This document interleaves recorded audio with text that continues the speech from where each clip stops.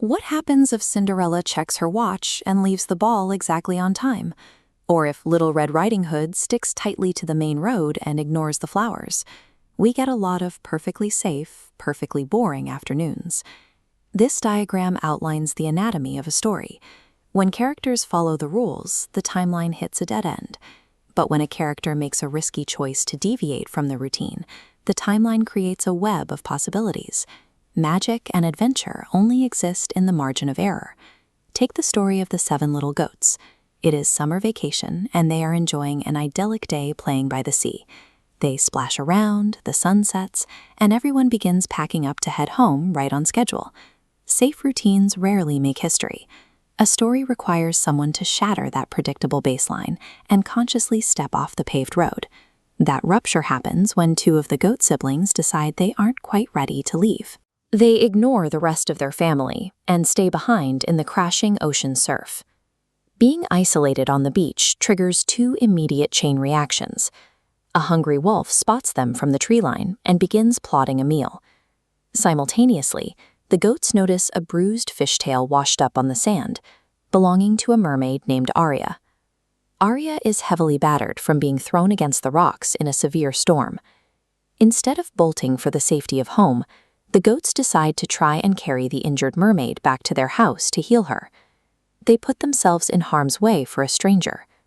That decision to help turns them from passive beachgoers into active protagonists, placing them on a direct collision course with danger. The wolf is an opportunist. He watches the goats struggle under the weight of the mermaid and realizes this is his opening. He doesn't attack when they are fast and alert. He waits until their effort to help makes them slow and encumbered. He charges down the beach, wielding a heavy, forgotten fisherman's net, and throws it directly over the injured mermaid. Aria struggles, but she is trapped. The wolf overpowers the goats, drags the mermaid away from the surf, and locks her inside a shabby fishing hut deep in the forest to prepare an evening feast. Left on the sand, the goats spot Aria's dropped seashell necklace. They are small, exhausted, and outmatched by an apex predator. Running away makes complete logical sense. Yet, they pick up the necklace and march toward the dark tree line. Bravery requires looking at a superior physical threat and choosing to pursue justice anyway. They track the wolf through the forest for hours. Eventually, they spot the old fishing hut and climb a nearby hill. Peeking through the window, they see Aria locked in a cage, while the wolf sets up a dining table. The goats wait for a blind spot. They slip inside the hut and hand Aria a potent goat ointment. But exactly as they pass the medicine through the bars, the wolf turns around and spots them. Aria rubs the ointment onto her wounds. The mixture reacts with her latent magic. A dazzling light wraps around her fishtail, and the scales morph into human legs. Now standing on 2 feet, she has the physical leverage she needs.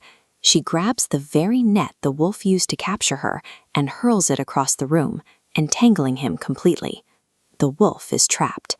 Defeating him required compounding 2 distinct resources: the practical medicine of the goats and the magic of a mermaid. Ruthless opportunism works against isolated targets, but it collapses the second it faces coordinated resistance. The wolf is left thrashing on the floor, neutralized. Aria takes back her glowing seashell necklace from the goats.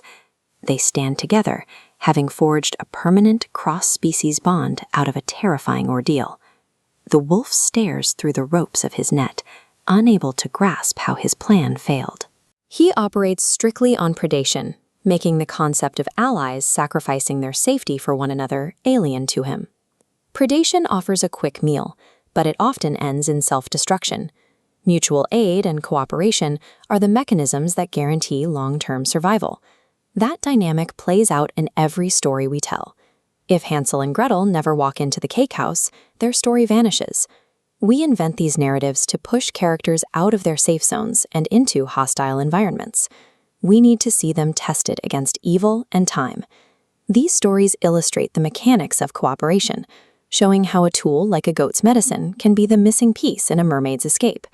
We learn that survival depends on the critical ability to share resources with someone from a different world. Fairy tales function as practical blueprints for crisis. They suggest that when the routine of daily life is shattered, The most reliable strategy is to step into the unknown and trade our unique capabilities with those we meet along the way.